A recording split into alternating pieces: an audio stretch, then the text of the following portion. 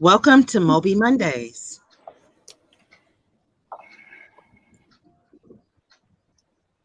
Good evening. My name is Yvette Moyo, and this is a very special segment of MOBE Mondays. Normally, I would begin by sharing with you what MOBE is all about and a little history about MOBE. But today is sort of a celebration of our 40th segment of MOBE Mondays and also the end of our COVID pivot. MOBE is marketing opportunities in business and entertainment. And you could read more about us. Just Google MOBE Symposium, and you'll find more about our history, or go to our website. Or even better still, I think the exciting vignettes or videos of what we have been doing for the last, since actually April, every single week, presenting a different take on the opportunities that are available for corporations and African American businesses, and the history about MOBE. But today is sort of a celebration of our 40th segment of MOBE Mondays, and also the end of our COVID pivot. But today is sort of a celebration of our 40th.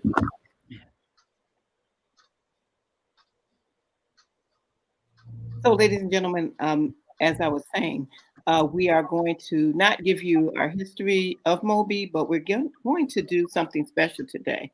Our culture is very unique. We are about our Black culture. And within our culture, we have a celebration called Kwanzaa. And we're focusing today on the principles of Kwanzaa and how wonderful the world might be if we guided our lives, our corporations, using these 7 principles. They are called the NGUZO SABA. And so we are going to take a look back at our sessions of MOBE Mondays since April and share a little highlights and how we are guided by those principles. The MOBE history is based on the 7 principles of Kwanzaa. Could we share? Could we share? Could we help each other grow? Could we be in faith? Could we be excellent? And yes, we can. So I'm going to now introduce our program to you. We have lots of things that are planned today that are a little bit unique and different, but it really is all about the business of growing and healing. So I think we have some music to start us off, and then I'll introduce you to some special guests as we share a little bit about how we've done, how we've looked at Kwanzaa in the past.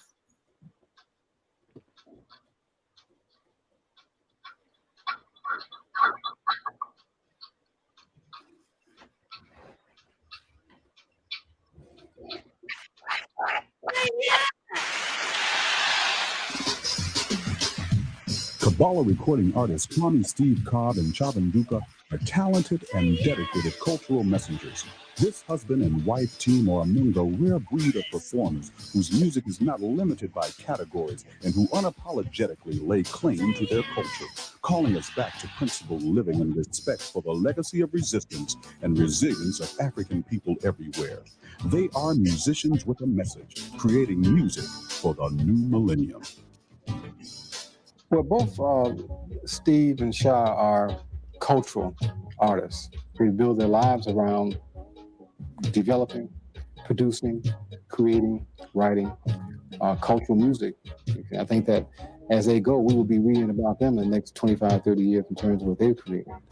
Just like we now read about Louis Armstrong, Duke Ellington, Ella Fitzgerald, and others. They are the writers and producers of the highly acclaimed recording called 7 Principles, the first complete contemporary collection of original songs for the celebration of Kwanzaa. To many, they are the ambassadors of Kwanzaa. Steve Cobb and Chabanduka done more for the Kwanzaa celebration from a cultural, artistic standpoint, I believe, than any musical artist in the country at this point in time. They may have been able to record a CD, which has been very successful, and their presentations are just dynamic in regards to relaying the message.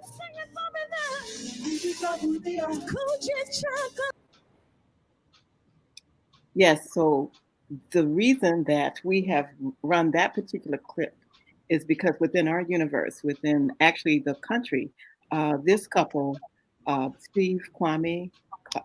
Steve Cobb, and Shavan Duka, his wife, have really been the cultural messengers for Kwanzaa. And I really want to, before I introduce them, though, I want to go back and acknowledge the founder of Kwanzaa, Dr. Malana Karenga. And so we'll now introduce to you Kwame, Steve Cobb, and his wife, Shavanduka, who you just saw performing, who have really been the ambassadors of the spirit and the energy of Kwanzaa now, as we go into maybe the third generation of individuals that have celebrated these principles and this particular time of year, which is December 26th to December 30th of each and every year. It's my pleasure to introduce you. Steve Kwame Cobb and Shavan Duka, welcome.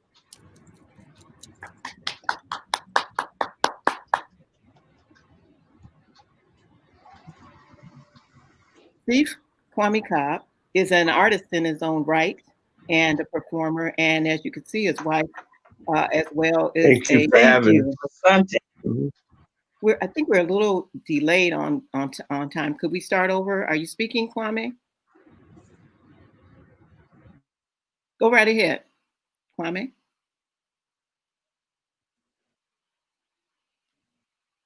Go right ahead, okay, Kwame. We were just saying thank you for having us, Asante. You're welcome. It's our pleasure. Tell us a little bit about. I don't know if you've.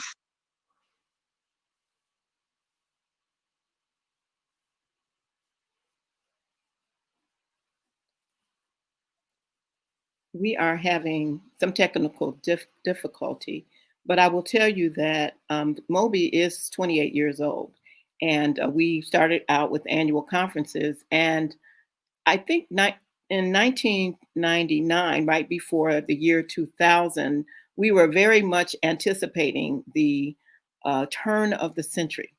And we called Shavan Duka and Baba, Kwame Steve Cobb, to MOBE, I believe in Atlanta, to ask them to bring in the new year for us. So in 1999, we invited them and they presented to us a performance very similar to what you saw this evening on the clip.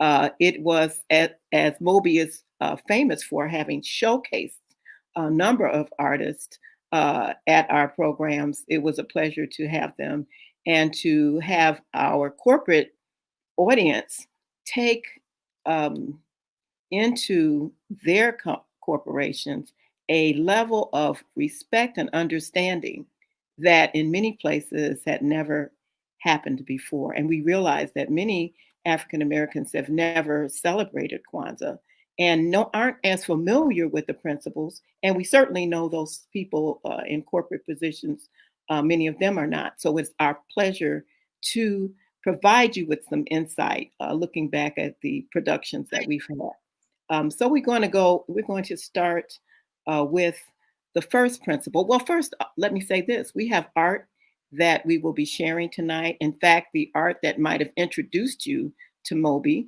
was by the internationally famous artist, Synthia SAINT JAMES.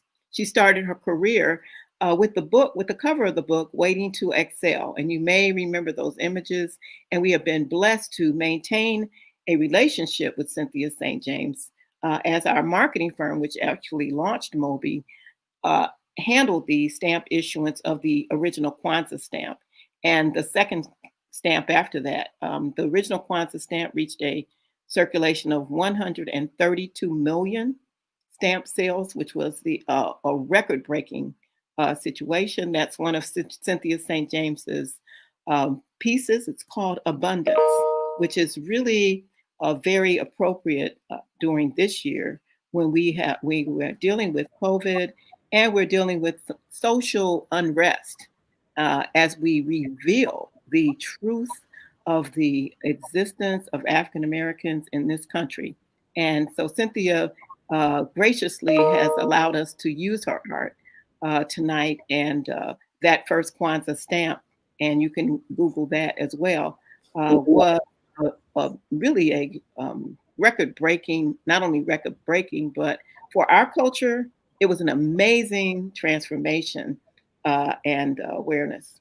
So we're going to start with our very first principle of Kwanzaa, and as I said, there are 7. And the very first principle is umoja.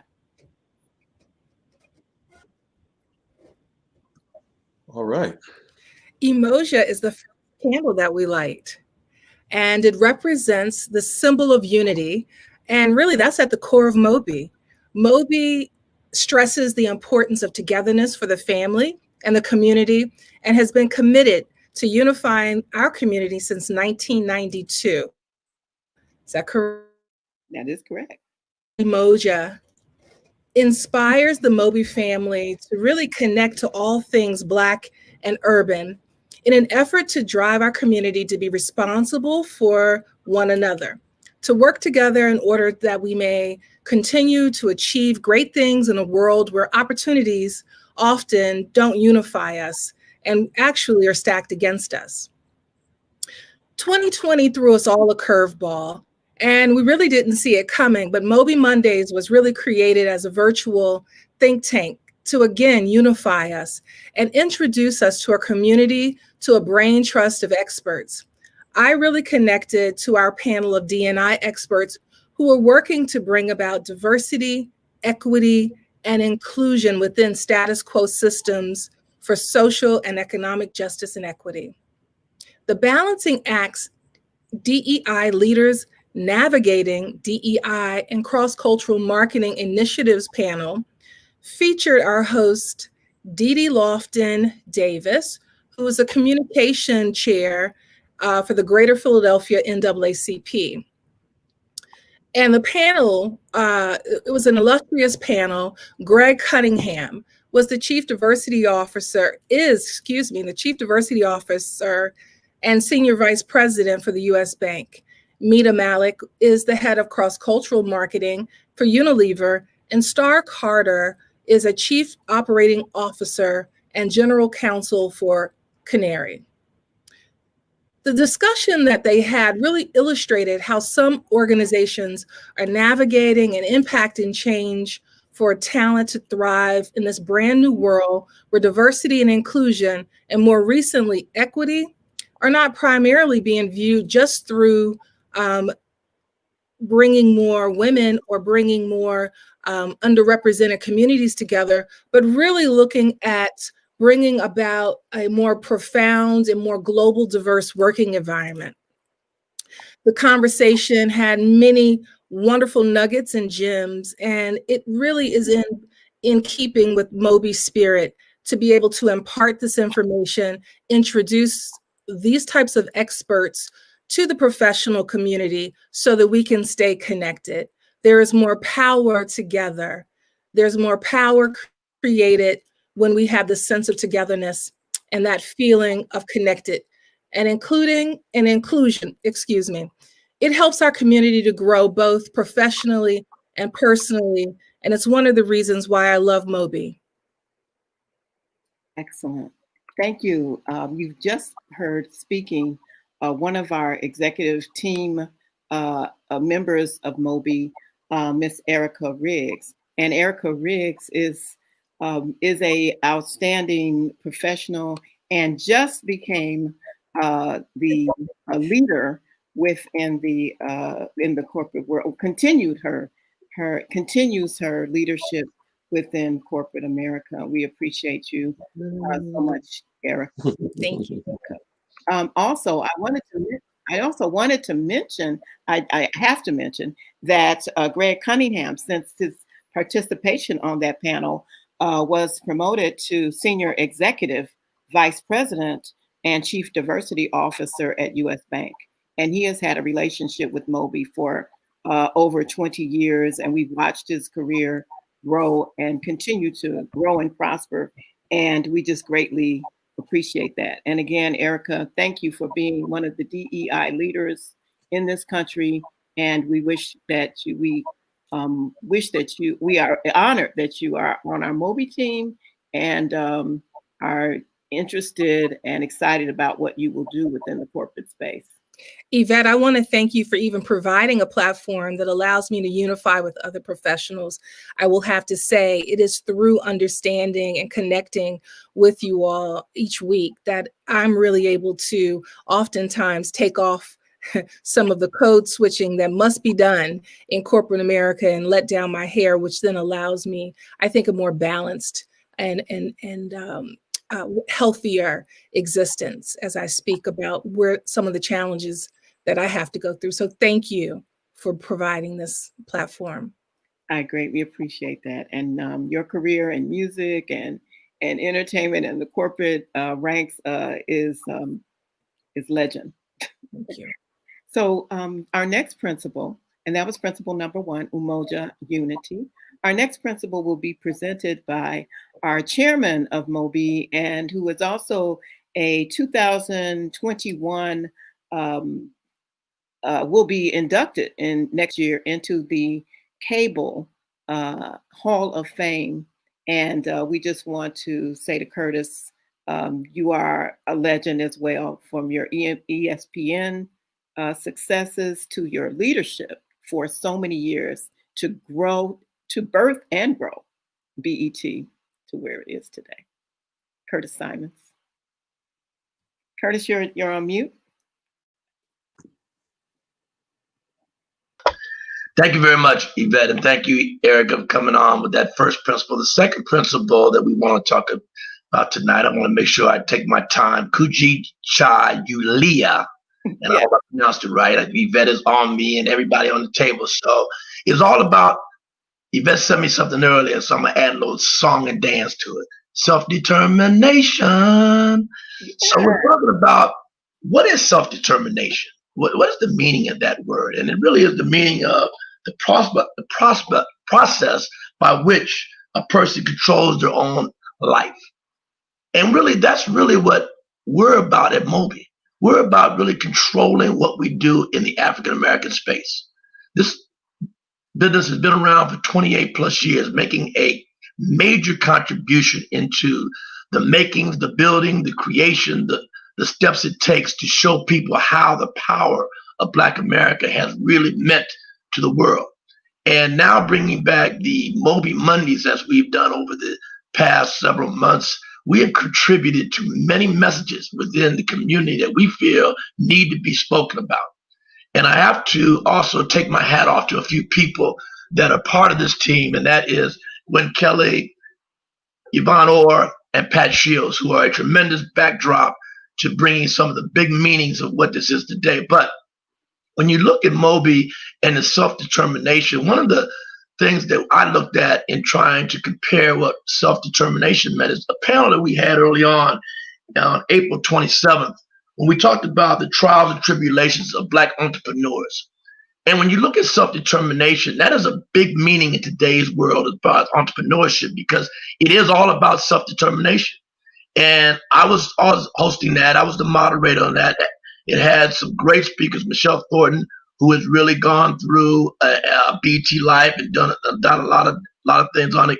Ken Rye was on there, who's now one of our committee members, and has really entertained us with what it took to become as entrepreneurs, and saw the things and talked about really the meaning of self-determination and also self-meaning, because all of them had self-drive, and that's really where self-determination should come from, is really the self-drive. And that's part of what we're doing when we're building MOBE. As we continue to take MOBE down the yellow brick road, we continue to try to build the steps and growing it day by day and day. Another panel that I thought was also tied to this was on July 27th. We did one on small businesses. And we talked about, there was Kenneth Adams on there, Audrey Powell was on there, Brandon Bird, Denise Bollock, who was at us, that's one, and there's two others, and Cedar Lewis was on there.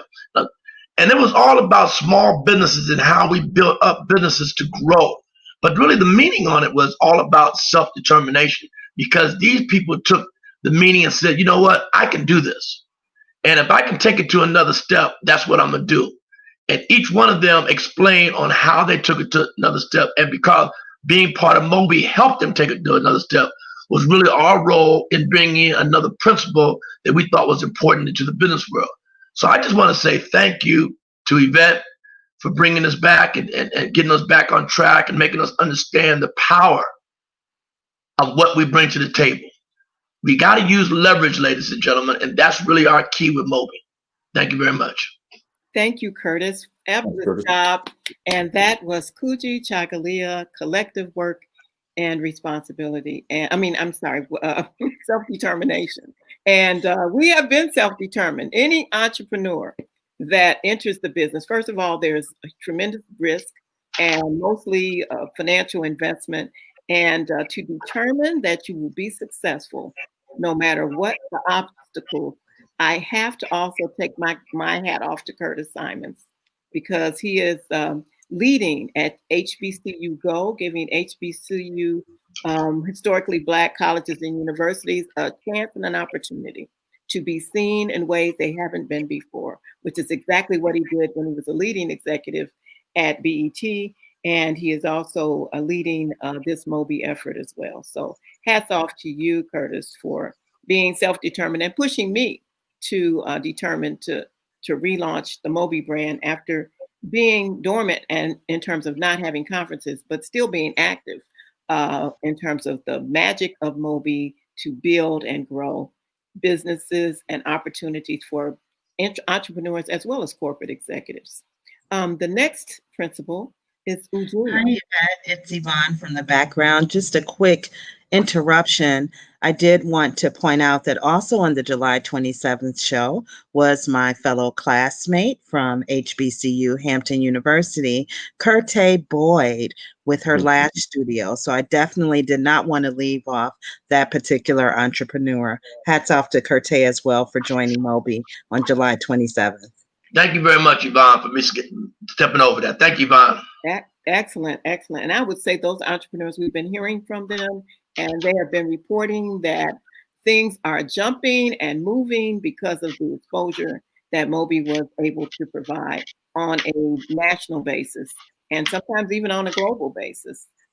So again, now we're on our third principle, the Ujima, which is going to be presented by Pat Shields, who is a leader in this organization for sure.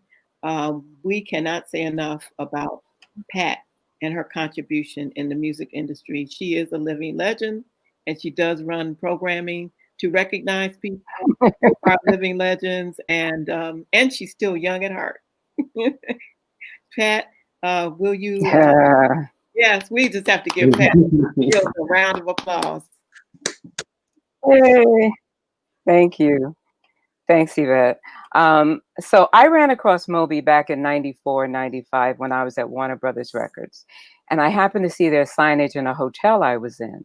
I registered for the next conference, and my coworker, Greg Peck, met an NBC executive, Teddy Maddox, who came up with an idea for Black History Month to do chats on AOL Live with our artists.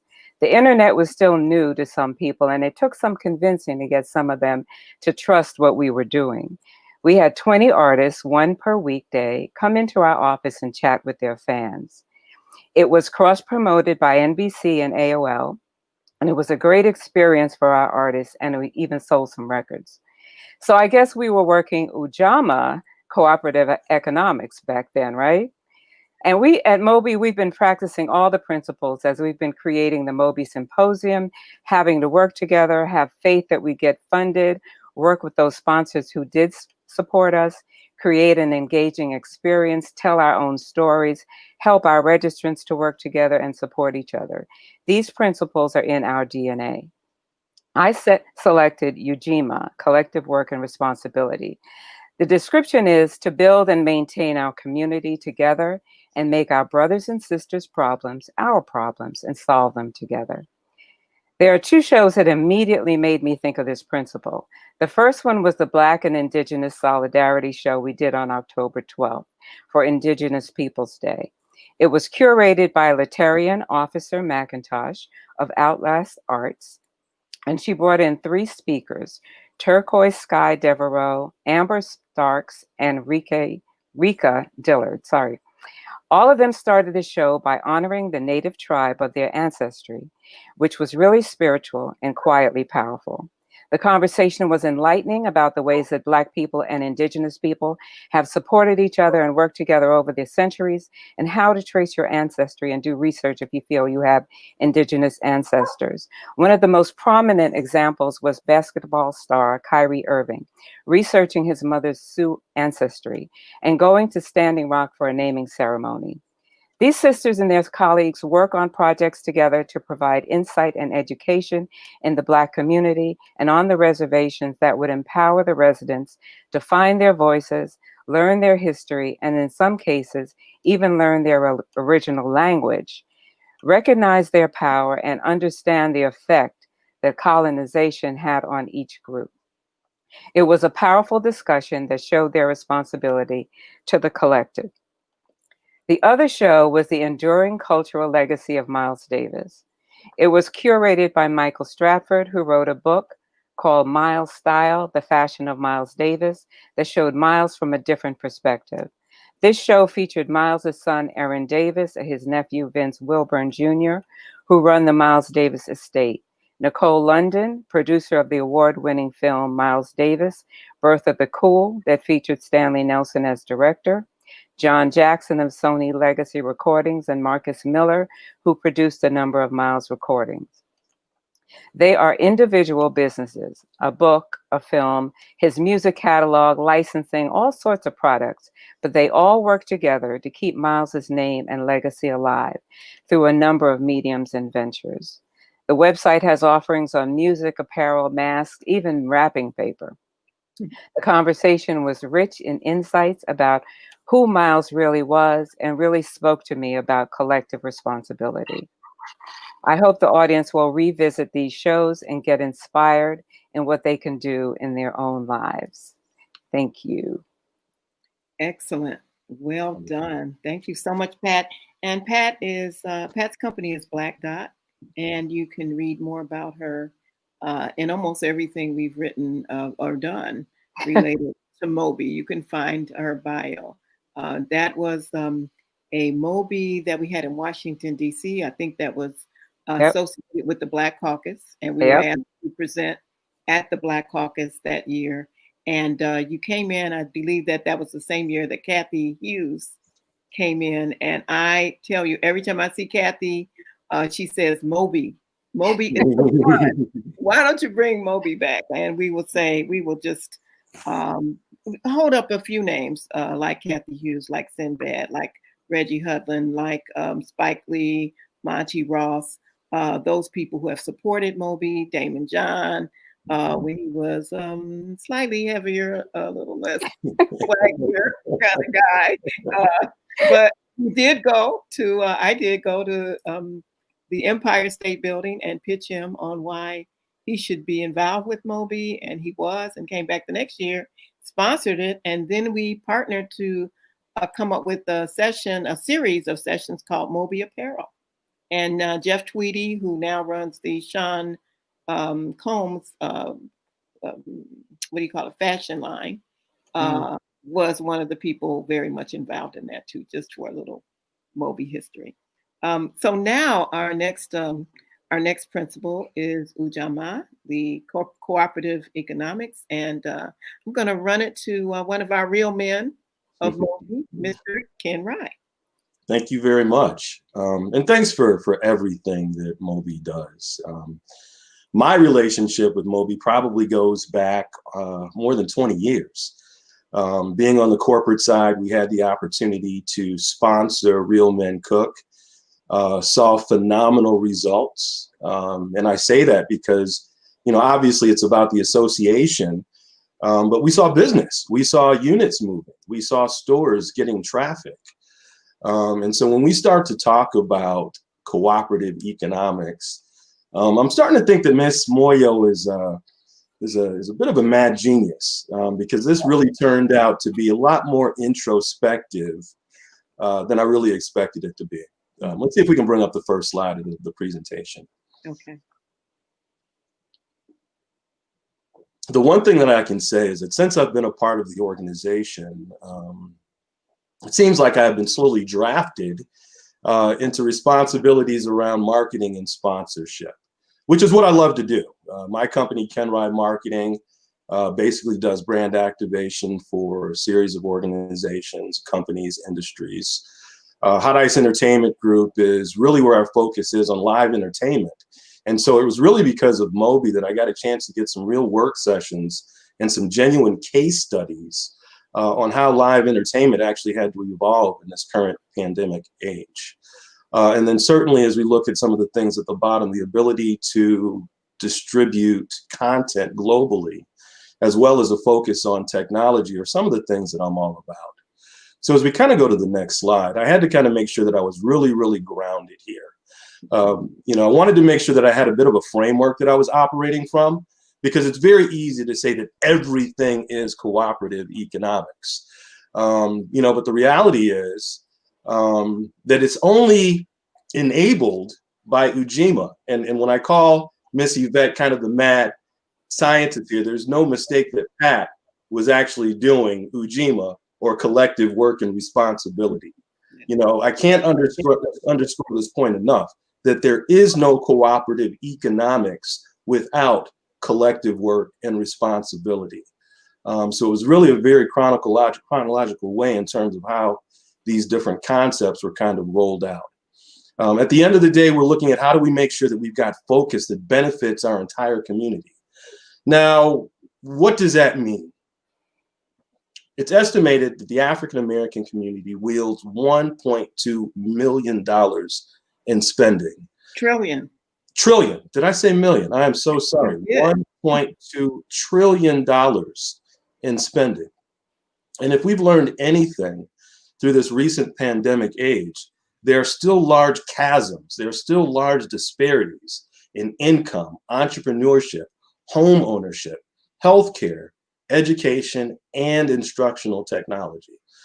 So really kind of keeping it real, and especially for people who know me very well, I've always believed that Ujamaa was supposed to be celebrated every single day of the year, because it's really about how do we solve problems that are unique to our communities while also generating wealth. It's very easy for folks to say, buy black, right? That's the low-hanging fruit in terms of what cooperative economics is. And there's nothing wrong with that. It's absolutely true. Support our small businesses, support our female and minority business enterprises. But as we look at how we kind of govern ourselves and promote cooperative economics, it's really a series of both macro and microeconomic beliefs and a system to really prioritize how do we work together and how do we continue to generate wealth within the African American community. I actually dropped a slide out of here that could have been seen as a little contentious, but it was literally a matrix that showed that there is a very direct correlation between how many dollars rotate in your community and the actual wealth and value of your community. And what I mean by that is that it's estimated that the dollar within the African American community is only circulated between 4 and 6 hours. Okay? This is with an average median income of around $45,000. When you look at the folks that are kind of at the ethnicities that are kind of at the top of that spectrum, you'll understand that when you look at Caucasians and Jews, Jewish people, those dollars circulate within those communities between 19 days and 30 days. That's a difference between 4 to 6 hours and almost a month where those dollars continue to circulate within that community. And there's a direct correspondence there. I'm a marketing guy, I'm a sponsorship guy, so I believe in frameworks. Because we're talking about Kwanzaa and cooperative economics, I wanted to make sure that as I showed comparisons to these other ethnicities, that they're actually codes, cultural reference books, documents that a lot of these other cultures go to help govern the way that they spend money. Christians know that there is Christian doctrine and dogma about how to govern money. There in the Torah, there is doctrine on how to govern money. I went to Adinkra because we're grounding ourselves in African tradition. And this is a 16th century framework around how we govern money, right? And if you think that these symbols are shown in fabrics, in artwork, this contributes to the fact that cooperative economics was 365 days a year because it was embedded in the clothing, the fabric. It was always top of mind. And you've got attributes like affluence, abundance, unity, service, endurance, resourcefulness, examination, quality, control. These sound like 21st century business concepts. These are all captured within the Adinkra belief systems: knowledge, lifelong learning, cooperation, love, safety, security, security, safety again, wisdom, knowledge, prudence, wisdom, ingenuity, patience, intelligence, support, and cooperation. Cooperation came up 2, 3, 4 times, right? If you look at the overall system, it's 122 different symbols that kind of govern how we should operate as a community. So as we go to the next slide, there's a reason why, again, I create frameworks to kind of keep me grounded and to keep me honest. Certainly the two panel discussions that I got a chance to work on were true to my heart. As mentioned earlier, it was both live entertainment in the pandemic age, and how do we shift around that? And then also Black professionals in technology. And so at the bottom, you see that I captured some of those same tenets and beliefs from the Adinkra system to primarily, again, just kind of keep me focused on making sure that we're delivering on cooperative economics within a true African mindset and framework. So what are the things that I enjoyed in particular about these two discussions? On the left side, the whole idea, and so in the center, what you're seeing is literally outcome in the notes that came from the discussion. So you've got the African tenets on the bottom, but if you look at the center, these are actually, when we came out of the end of the discussions, this is what lends itself to our case study of the kinds of things that were important for us to continue to move forward within these industries. Service. So what did service mean on the entertainment side? It meant that income was scarce for these folks. 28% of the workforce resided within hospitality industry and entertainment industries. So this was really a chance for us to get a bunch of people to kind of band together to help identify alternate forms of income and revenue for folks who were suddenly out of work. What did service mean on the Blacks and technology side? Service meant that we were able to exchange a lot of different skills, trades, and tips on how to build community technology centers. And what were some of the popular things that folks were doing, not only in Atlanta, which is a growing technology hub, but also in New York with Silicon Harlem. Education and trade, again, on both sides. On the entertainment side, we were very fortunate to have Dr. Lonnie Wright, who is actually in charge of training hospitality students in Las Vegas. Keep in mind that this was back in July.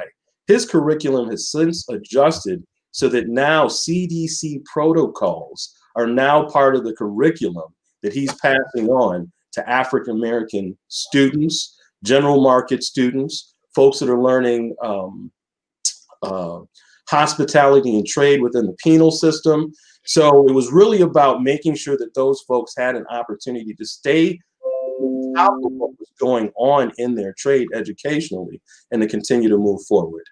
Education and trade was very much a big part of what was also going on the technology side of the business.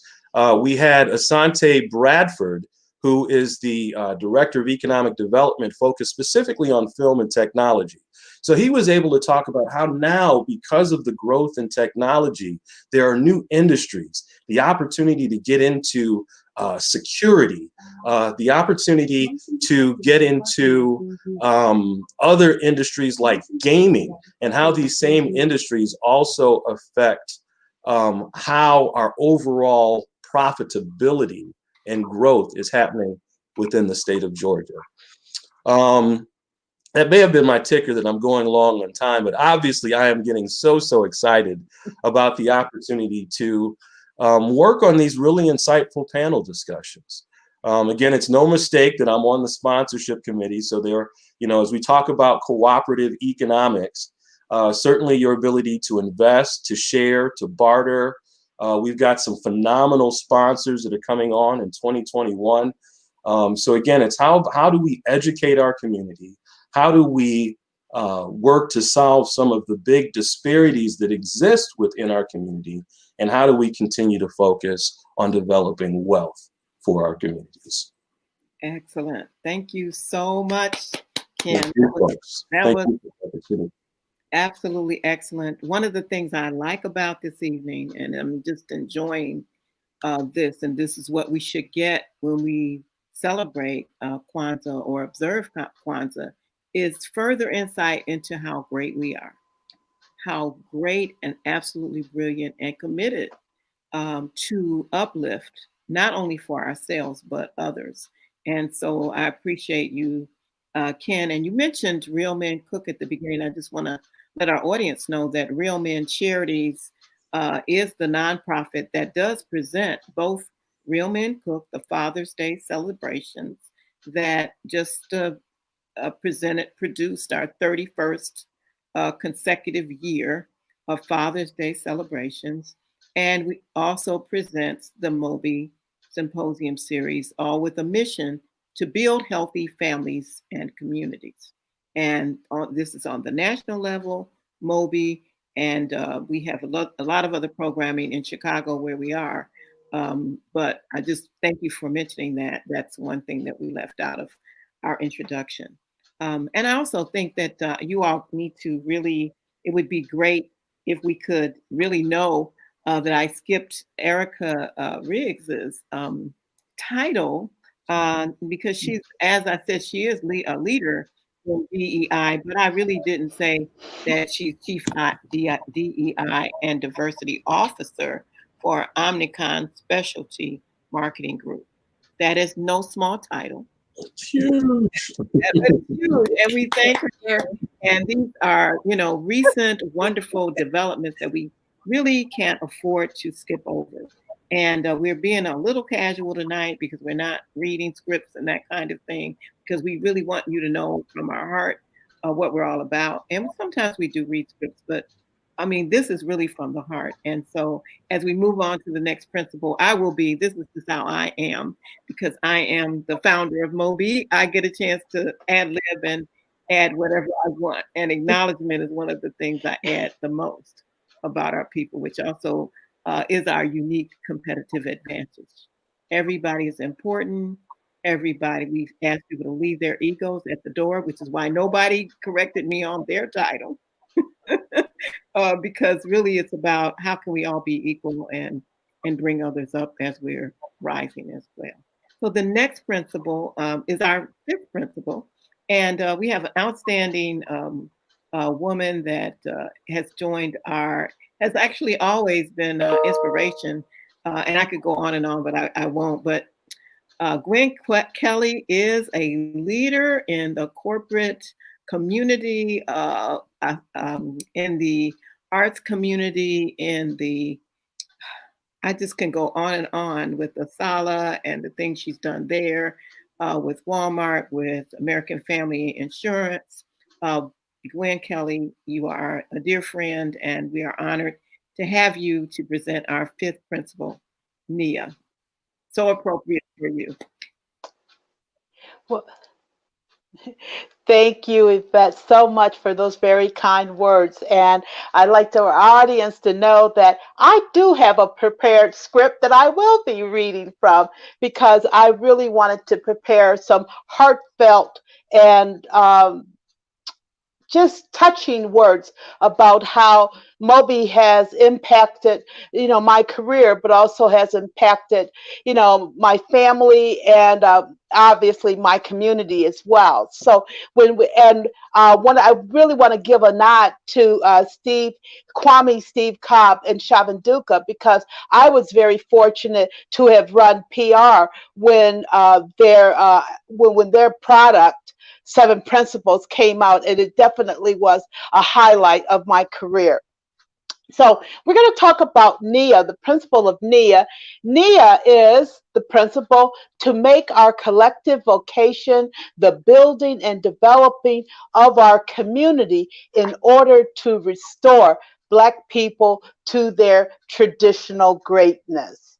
And in the best of missions to give meaning to the purpose of the Black community, MOBE has been committed to enriching, fostering, and nurturing culture, business, and marketing experiences of Black talent, whether they be professionals on the corporate track or the nonprofit track, or be solopreneurs or entrepreneurs, or even students looking to making contributions to the Black community. The principle of NIA encourages us to look within, not only to our own personal goals, but also to choose goals that uplift and benefit the Black community. We're asked to examine our abilities and talents and how they can be put to good use in the service of our families and the broader Black community at large. And in particular, we can look to financial strength being a critical and essential building block to a successful future for the entire Black community. Ultimately, having purpose in what we do, the practice of the principle of NIA ties us back all to being united in supporting a vibrant culture and a business community of all Black people across the diaspora. And as I looked at examples of webinars that were curated in this 2020, I look at a couple that I had personally had the privilege to curate that exemplify the principle of NIA, including guest appearances by Dr. Hassan Teta, renowned heart surgeon who provided insights on how COVID-19 is impacting our community, and Monty Ross brought the culture from his experiences as a legendary producer extraordinaire and some of the experiences that he had working with the great Spike Lee. Examples from MOBE Monday guests who appeared on webinars that really, again, spoke to our goal in following the principle of NIA that had special meaning for me was the one that we did on August 24th. Each one of these guests are living in their purpose, in the call on their lives, and uplifting the Black community with their time, talent, treasure, and testimony. I encourage all of our guests to visit the MOBE Symposium YouTube page and listen to another amazing MOBE Mondays webinar, which chronicled insights from the journeys of workforce tech entrepreneur Star Carter of Canaries, fashion creator and designer Yvonne White of Dale, venture capitalist Bijan Simmons of Venture Noir, who were all led in a very lively discussion by Denise Thomas of the Arkansas World Trade Center. Thank you, Yvette, for bringing MOBE back. It's a privilege to work with you and the esteemed advisory board that we're all committed to bringing MOBE to a 21st century audience. Thank you. Thank you so much, Gwen. Thank you. And thank you for mentioning our advisory group. I mean, when you talk about Fortune 50 companies, the Walmarts, the Prudentials, the P&G companies that have been with us, Target, we've had a lot of corporations that have been with us. The Time Warner before they even purchased AOL, we were right in the middle of that to witness that happen back in the day. So thank you for mentioning.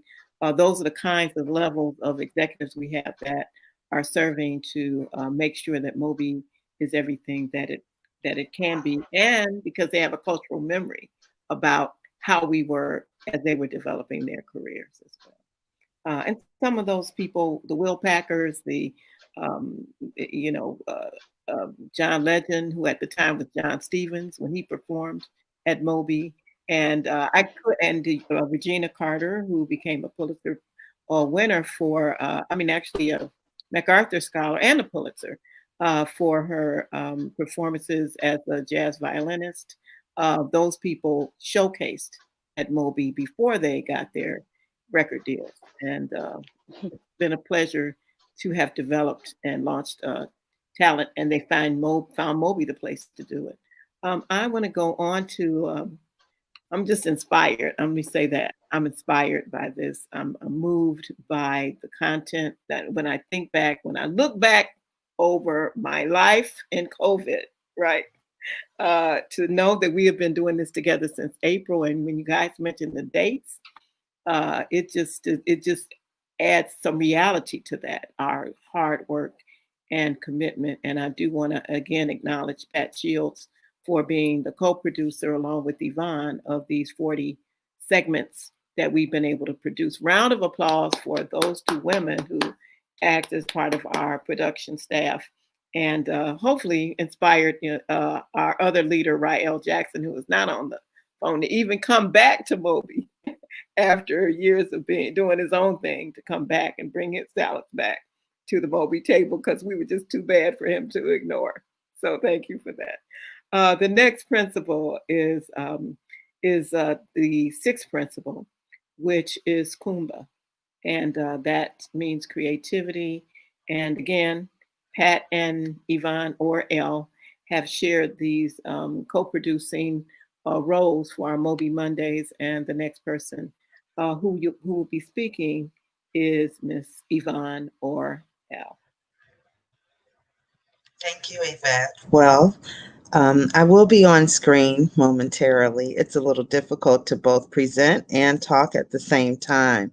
But as the background and as we've said, the voice from beyond, has been a pleasure to serve the MOBE committee as well as to be a board member for Real Men Charities, who is the presenting organization. I chose Kuumba because it is the embodiment of who I am as an individual, a creative being, and certainly having worked with both Steve Cobb and Shabanduka when I was dancing for years and years and years. We've had a joyous time bringing Kwanzaa principles to the general community. And I have just a small presentation. I won't go through all of it, but it's really about the commitment of us as a people being creative within the context of restoring our people to their traditional greatness.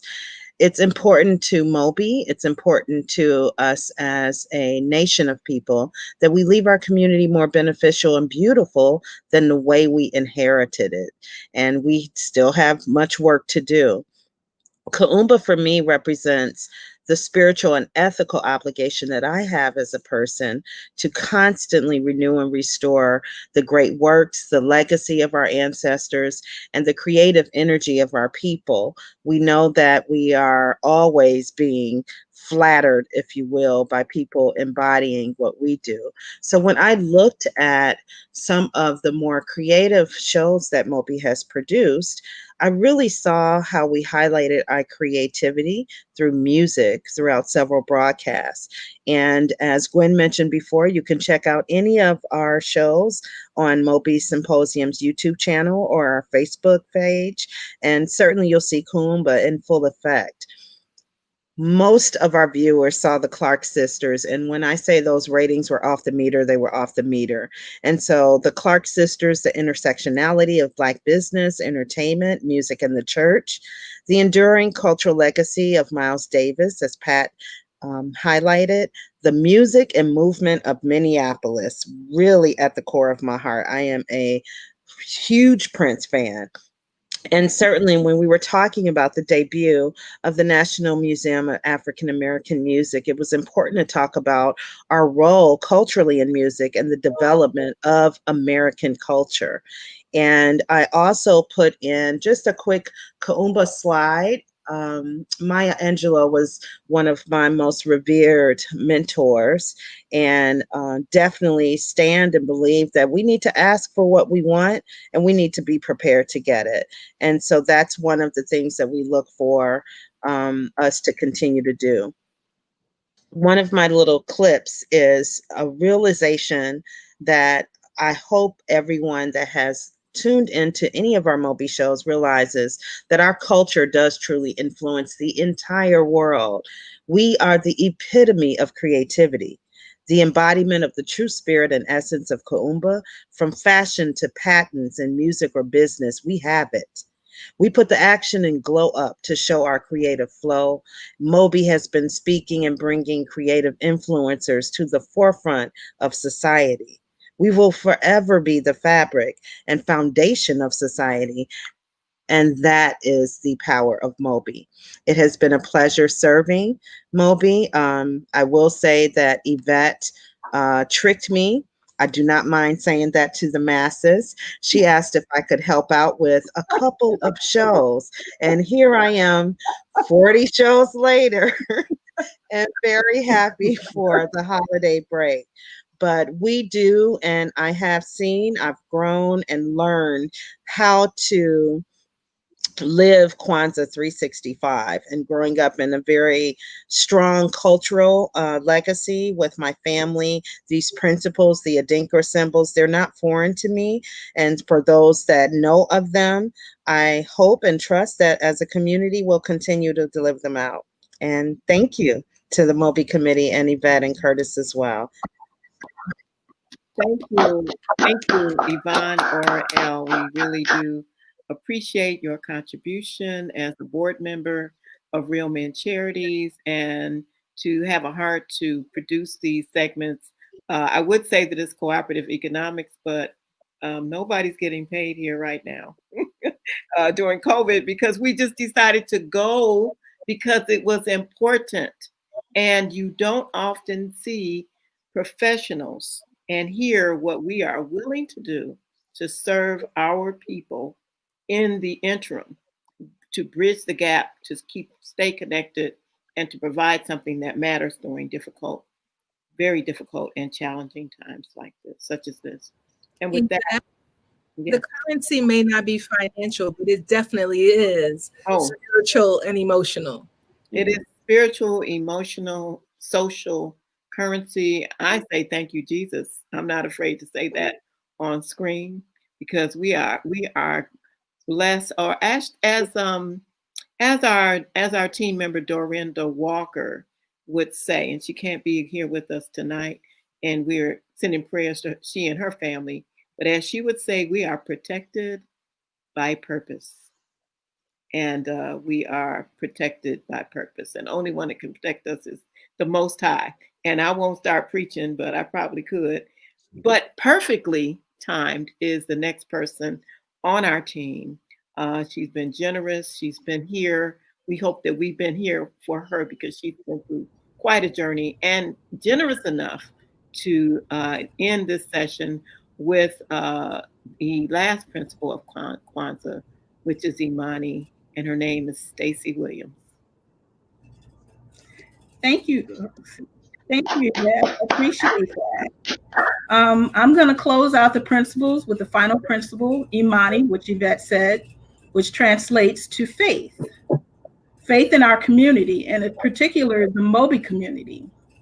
2020 has been a very difficult year for a lot of us, not just with COVID, but with having our businesses on the line because of COVID. There's no better way to have faith than to believe with all our hearts in our people, our parents, our teachers, our leaders, our businesses, and the righteousness and victory of our struggle. I came to MOBE in the early 90s. I believe I was at the Atlanta show. And my very first client came from a MOBE interaction. My very first client, excuse me, was Lou Vasson and the Bill Pickett Rodeo. I became their publicist after meeting with them at MOBE. The show that impacted me the most this year was the May 1st show, The Impact of Black Culture on the Global Economy. And on that panel was Tawisha Rogers Simpson, Devitano Samuels, and Sandra Ape. No, that's Devita, I'm sorry. Detavio. And what I got from that show, Detavio, and what I got from that show was that in spite of the past and current challenges we face, we as a people still continue to positively influence the world with our culture, with our creativity, and with our dollars. We drive the trends, we drive the movements, we drive the economy, no matter what is thrown at us in these perilous times.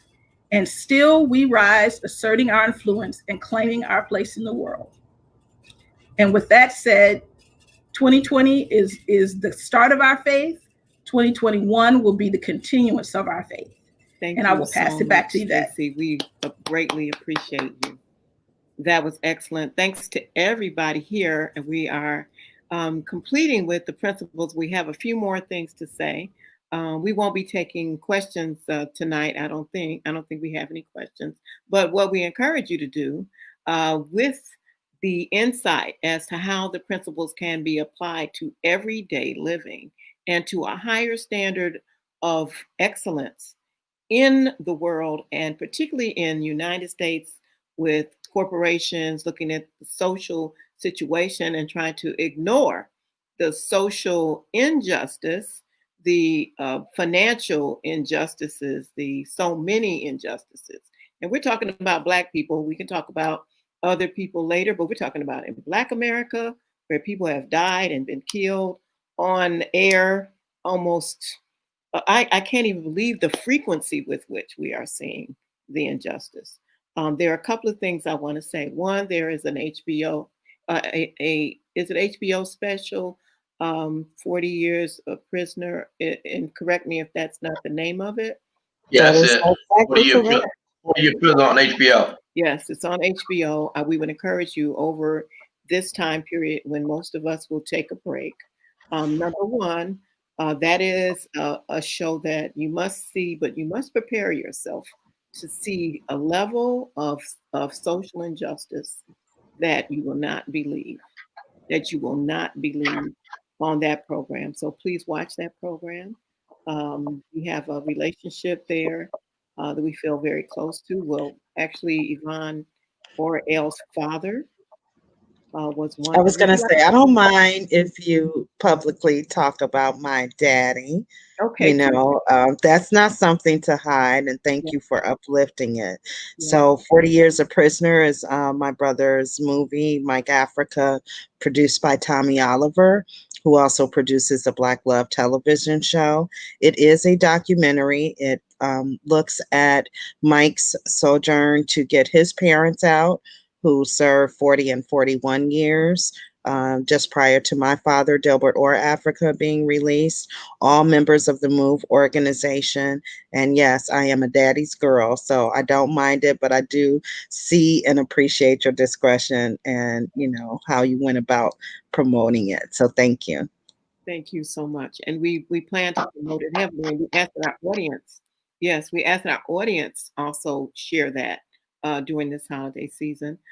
We also would point you to YouTube, and particularly YouTube, look up the 7 principles, because what is the tragedy about tonight, even though I think that, you know, our shows have met our excellent standard of excellence, we did have technical difficulty with the internet connection of Kwame Steve Cobb and Shavanduka, to not only amazing performance artists, but amazing people in the cultural community as we use art to heal and to grow.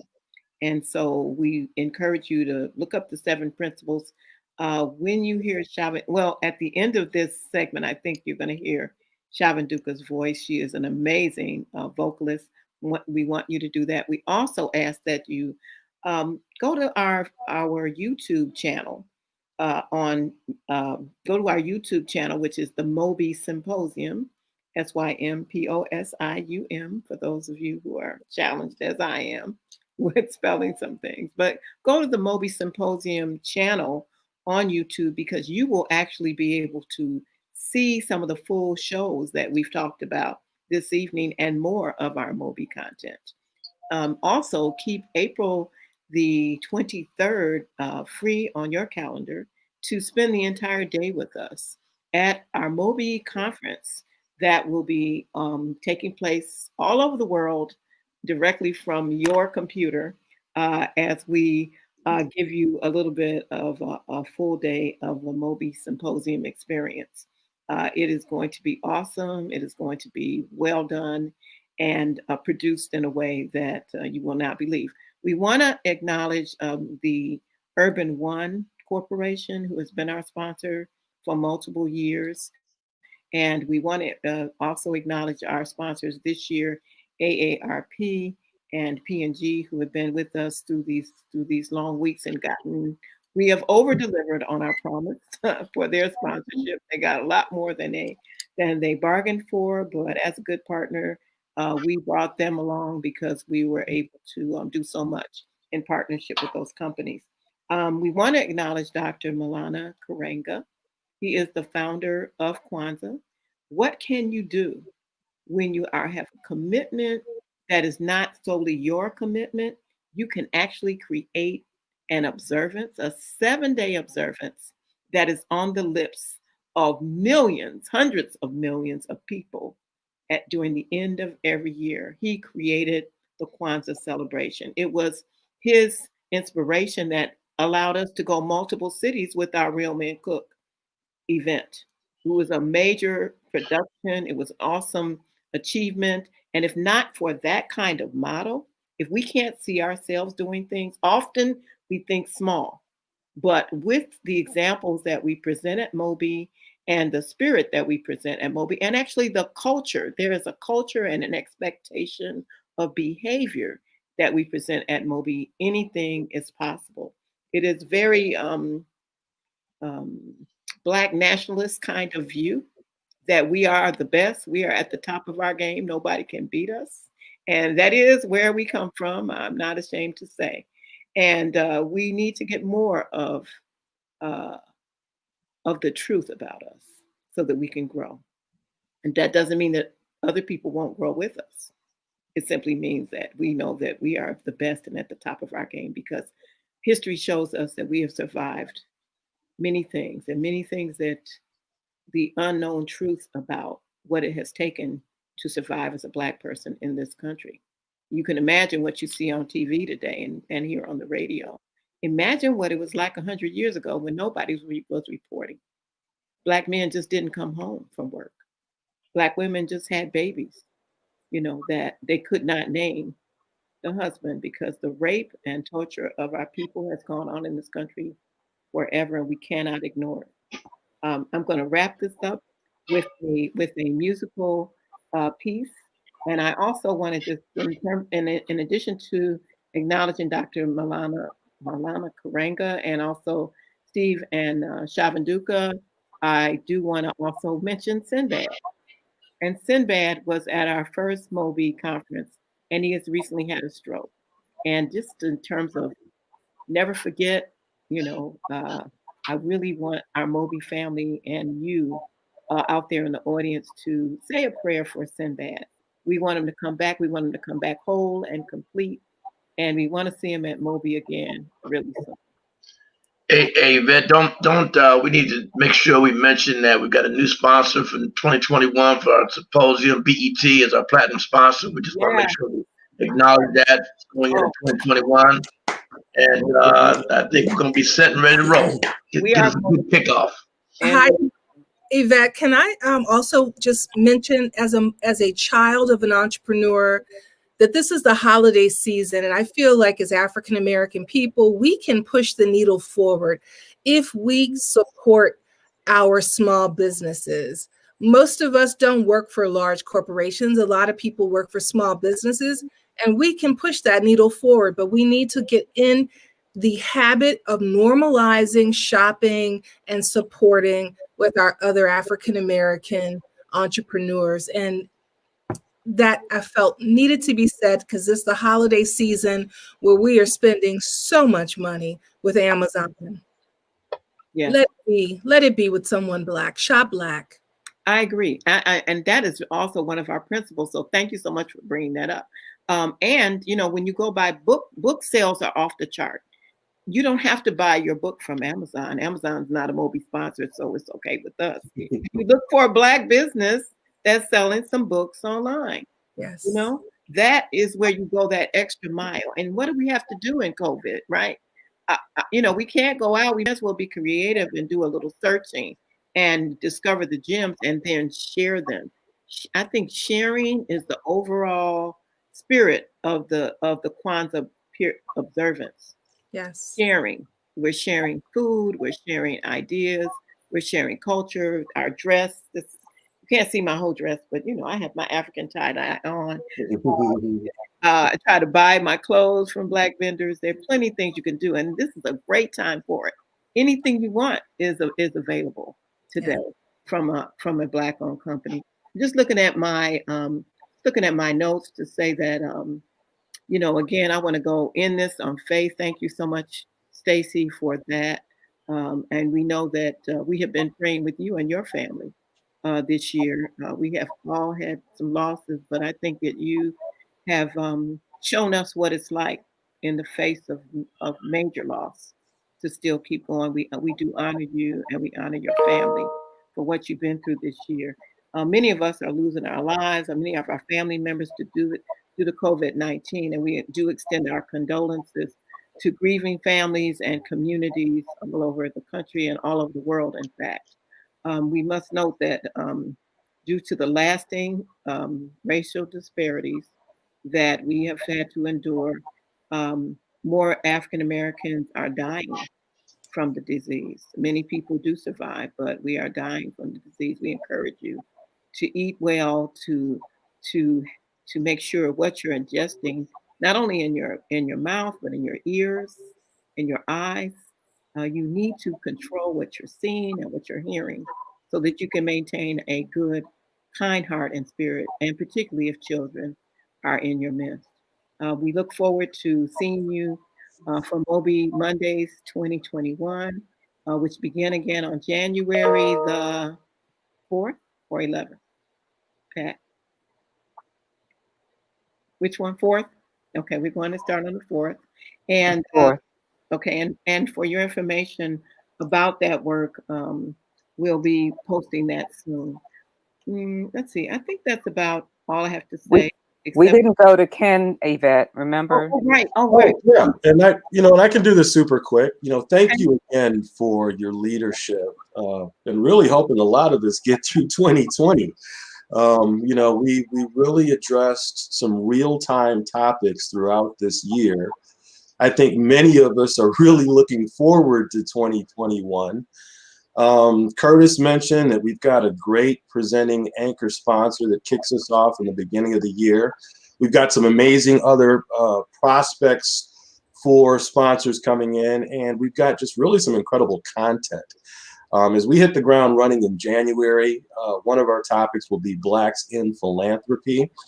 So certainly getting a chance to get some subject matter experts together to talk about all the different ways that we can give sometimes as cash, give sometimes as service, give sometimes as bartering.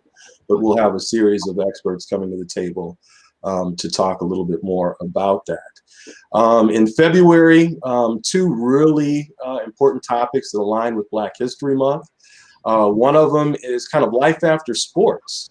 So that we've got a series of African-American athletes who are coming on and talking about their work in business and publishing in the community and really what Black activism is from a sports standpoint now moving into 2021. Also in February, the State of Black America. As you all know, we will be coming off of an inauguration with a brand new president in January. So our ability to talk about the state of Black Vice President, HBCU, by the way. Right? Make sure to say that, my brother. Put the stamp out there. Hey, we got to shout out Morehouse and everyone else. But the state of Black America is really going to be a chance for us to get another pulse check to really what's going on. We've 2020 has identified that there are a lot of disparities within our community. 2021 is how do we get out and try to fix those things and address those things. In March, aligned with Women's History Month, we have some of the baddest women in industry who will be coming and speaking at MOBE. These will be C-suite and executive leadership women in sports, in technology, and in advertising. And these are all some incredible industries that all really do impact the bottom line of our community, as well as giving us quite a bit of social currency that goes with that. So we're really looking forward to having all of these powerful women come on. In April is our MOBE Symposium, where we'll be concentrating heavily on very major panel discussions and keynote speakers addressing the multicultural industry, bringing brands and corporations together. In May, we're talking about hospitality and travel. As you all know, Memorial Day, summer breaks, all of those things are cycling around again. We do pray that we are pulling out of the pandemic around that time frame. But ultimately, that entire discussion is about how multicultural people, as business people and as consumers, can navigate through the hospitality, travel industry and tourism industry. And then finally, June. I'll just do half the year because we've got our entire year lined up. But June was a tough year for people of color. 2020 was a tough year for people of color. We have always shown a tremendous balance of male and female content. I want to thank Real Men Cook and MOBE because the entire month is really all about celebrating the legacy of Black fathers. And both MOBE and Real Men Charities will be owning that space. We've got some incredible cable network partners that are sponsoring us. So you can look forward to seeing quite a bit of that content on cable TV and social media. We've got some incredible celebrity talent that has volunteered to really just talk about how their fathers have contributed to an ongoing legacy. And we're talking, we're talking daddy's girls, as well. We're talking fathers. So because we're talking fathers does not mean that it's a conversation without our women. Yeah. And so we're really looking forward to that joint presentation of fatherhood and legacy, father legacy, Black men legacy within the month of June. Excellent. That's MOBE. That's MOBE, and we're ready for you in the new year. MOBE Mondays will continue, and we will have a conference, and we'll have a different kind of rhythm, but there are opportunities for partnering with us throughout next year in many, many ways.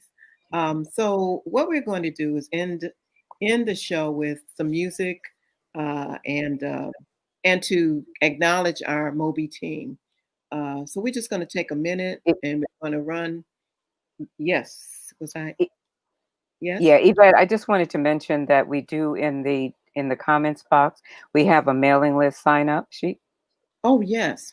Yes. Please sign our mailing list. You will get our MOBE newsletter, and you will get invited to a few little special things that we think we'll be able to do. We've had MOBE buzz parties that were sponsored by Urban One in the past. And every once in a while we have things like that only our MOBE list will be have access to. So please sign up and get on that list.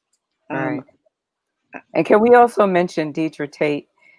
She is the co-producer of the MOBE Symposium, and she was also on one of the April 27th Entrepreneur panel with Curtis. So yes, and we do want to, and she is on our list, so we're going to kind of roll some credits. And Deidre has been a valuable team member, and thank you so much for putting that in. I also want to mention Cheryl Grace, and we use Nielsen numbers all the time, but Cheryl Grace in her own right as an individual has been incredible for helping to contribute and take my place sometimes as we introduce these MOBE Mondays. So want to acknowledge her and the amazing Ed Gordon, who is doing some great things on the Black News Channel now. But we want to acknowledge him for his work with the State of Black America, for his work on the news as a trusted voice, and also someone who has contributed greatly to this series called MOBE Mondays.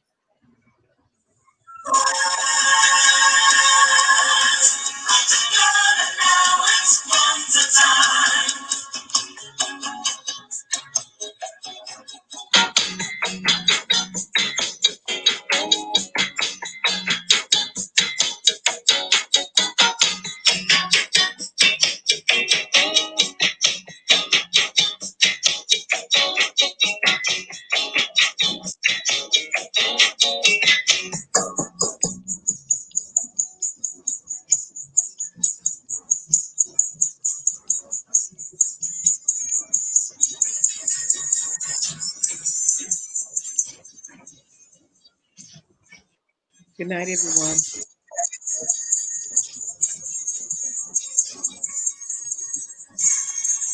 Good night. Good night, everybody. Good night.